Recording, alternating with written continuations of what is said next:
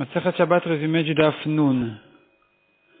On a vu dans la Mishnah que celui qui enfouit sa marmite dans de la laine, il doit savoir que c'est Mouktsé. La Gemara dit que c'est que à condition qu'il ne l'a pas, il s'en est pas servi pour enfouir dedans avant Shabbat.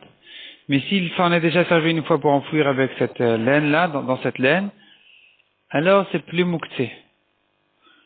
C'est plus Mouktsé.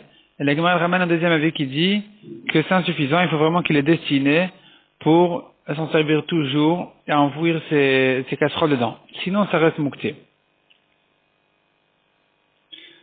La Gemara ensuite ramène un nouveau sujet, les branches de palmier.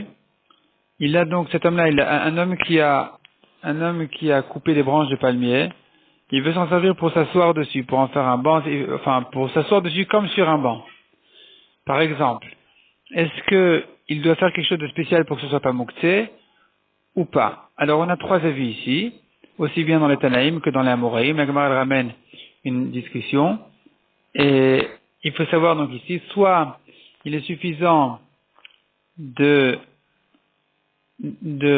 penser, de prévoir de s'asseoir dessus, soit s'il s'est assis dessus avant Shabbat, même s'il n'a pas prévu de le faire, même s'il n'a pas prévu de le destiner à ça, c'est suffisant, soit il faut les attacher vraiment pour pouvoir s'en servir pendant Shabbat, sinon c'est Mouktsé.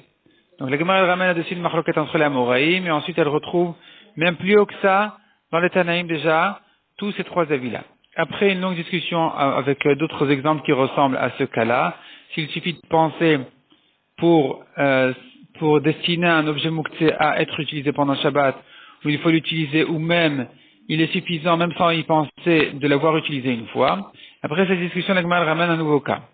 Un homme qui veut se servir du sable, de la terre, par exemple, pendant Shabbat, il peut remplir une caisse, la vider dans sa maison, dans un coin, et s'en servir pendant Shabbat. Et là, selon tout le monde, c'est suffisant, même sans faire d'action spéciale, de marazé spécial, comme ce qu'on avait vu à propos des branches de palmier où il fallait, selon un avis, il fallait les attacher. Ici, selon tout le monde, il n'y a rien à faire, il n'y a aucun marazé spécial à faire, donc, c'est suffisant le fait qu'il les a préparés, qu'il a mis le contenu de sa caisse dans un coin. Après, il pourra s'en servir pendant Shabbat de ce sable-là, de cette terre-là en question. La Gemara ensuite ouvre un nouveau sujet encore. Avant ça, en fait, la Gemara dit, elle ramène une discussion. Est-ce qu'on a le droit de frotter des ustensiles en argent avec du sable? Et la Gemara elle comprenait que la discussion elle est à savoir, est-ce que le sable justement, il est Mouktsé ou pas?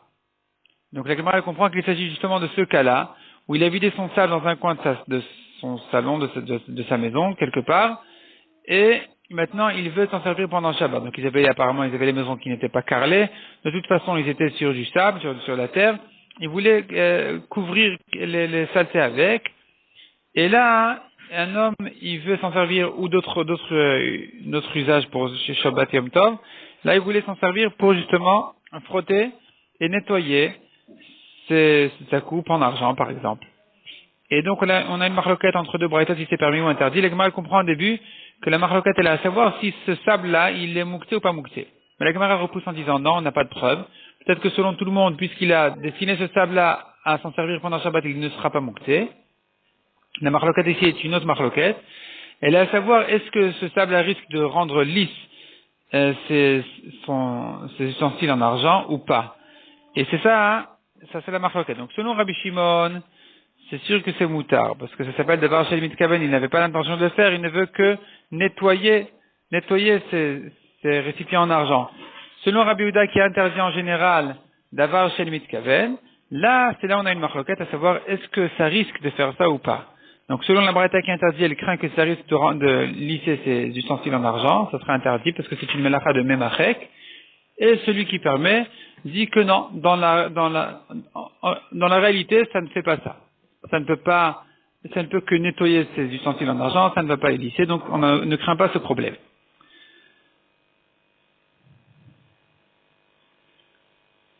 Bon, la Gemara elle rentre dans les détails de ces braïtot, si on peut les arranger comme Rabbi Yehuda, comme Rabbi Shimon, et finalement ça reste plus ou moins comme ça.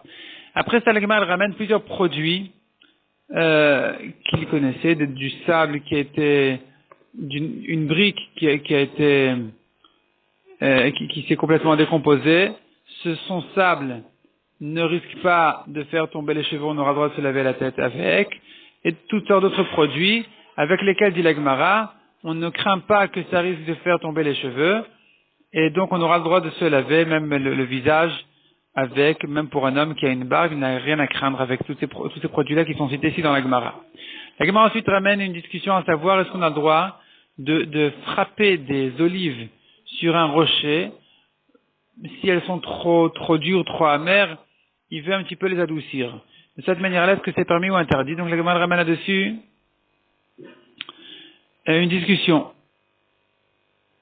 Mais finalement, la Gemara dit non, peut-être que selon tout le monde c'est interdit, parce que contrairement au pain, on peut l'émietter dans sa soupe et le manger totalement. Ici, ça va l'abîmer, ça va abîmer un petit peu les olives, donc ici, ça pourrait être interdit, peut-être même selon tout le monde.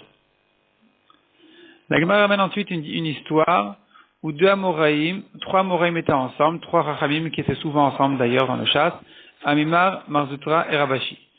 Et on leur a présenté un produit qui se servait à se laver le visage, et deux Chachamim se sont servis ce produit-là, le troisième ne voulait pas s'en servir. La Gemara dit, mais pourtant, ça risque pas de faire tomber les cheveux, quel est le problème? Ça risque pas de détacher les cheveux, donc pourquoi il ne voulait pas s'en servir? La Gemara dit, non, lui, de toute façon, en général, il faisait attention, il faisait attention de ne pas s'embellir, de ne pas se laver avec des produits spéciaux, parce qu'il disait, ce sont des produits de femmes, c'est interdit aux hommes. Tandis que les Chachamim qui permettaient, eux disaient que, non, au contraire, un homme doit faire attention à son apparence. Un homme a été créé, Betzelem Elokim, il est le représentant sur terre, c'est une création d'Hachem, et donc, en respectant son apparence, il renforce le kavod d'Hachem sur terre, et donc, au contraire, on a le droit, lui, de se laver correctement, comme il faut. Et donc, eux, se sont lui servis de ce produit-là. Mais c'est pas qu'il y avait dessus une discussion, c'était permis ou interdit pour Shabbat. C'est une discussion générale pour toute la semaine, quel est le comportement adapté à un juif. La Gemara ensuite ramène ce qu'on a vu dans la Mishnah, une discussion entre Rabbi Elazar ben Azariah et Chachamim à propos d'une caisse pleine de laine dans laquelle il avait enfoui sa casserole. Est-ce qu'il a le droit de retirer sa casserole ou pas? La Gemara explique que, en fait, la marloquette, elle est à savoir, est-ce qu'il a le droit de sortir la casserole de la laine, ou bien c'est interdit parce qu'on devrait craindre que la laine va retomber dans le trou de la casserole et qu'ensuite il risque de bouger la laine pour remettre sa casserole à l'intérieur. C'est ça la marloquette. Est-ce que je crains ça ou je ne crains pas ça? La Gemara ensuite ramène encore un nouveau sujet. Ils avaient ils avaient une certaine plante qui était jolie et qui donnait une bonne odeur et qui était plantée dans la terre. On l'a présentée devant les princes, devant les grands, et on plantait ça dans la terre, dans un pot de terre, et à chaque fois on le ressortait, on le remettait. On le ressortait pour sentir ou pour montrer, pour voir, et on le remettait dedans. Si avant Shabbat, on l'a planté, ressorti et remis déjà dedans, alors on a suffisamment élargi le trou pour pouvoir le faire pendant Shabbat, sinon c'est interdit. De même, un couteau qui est enfoncé entre les briques, s'il l'a fait déjà avant Shabbat, il a enfoncé, il a ressorti, il a remis, ce sera permis pendant Shabbat de le refaire, sinon c'est interdit. La Gemara ajoute encore une précision, dans certains cas, dans les roseaux par exemple, c'est permis, on ne craint pas qu'il risque de déplucher les roseaux, en enfonçant le couteau. La Gemara ramène là-dessus une objection, sur ce qu'on a vu au début de ces dernières halakhot. On a vu qu'il a fallu le sortir et remettre et ressortir, ou plutôt, planter cette plante-là, c'est-à-dire l'enfoncer dans la terre, la ressortir et la remettre tout ça avant Shabbat pour pouvoir le refaire pendant Shabbat. Et la Gemara, elle prouve d'une braïta, on voit pas comme ça. On voit que du moment que il y a les feuilles qui sortent à l'extérieur de la terre et que le reste du légume est enfoui dans la terre, on aura droit pendant Shabbat de tirer les feuilles pour ressortir le légume. Donc on voit pas ici toutes ces conditions-là où il a fallu le sortir et le remettre, ou plutôt le planter, l'enfouir, le ressortir et le remettre pour permettre de faire ça pendant Shabbat. Donc la Gemara, elle laisse ça en objection.